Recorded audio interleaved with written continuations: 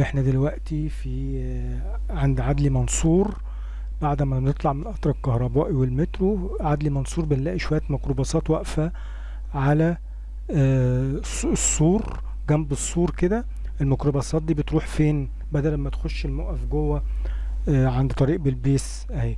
الميكروباصات دي بتروح العبور والشروق والمستقبل والعاشر، وفي منها بيروح بدر، بس الاساسي عبور والشروق مستقبل والعاشر اهي، جنب سور المترو والقطر الكهربائي. بدل ما بتطلع على الموقف الجديد اهو، الميكروباصات دي بتروح زي ما بقولك الشروق والمستقبل والعبور والعاشر من رمضان.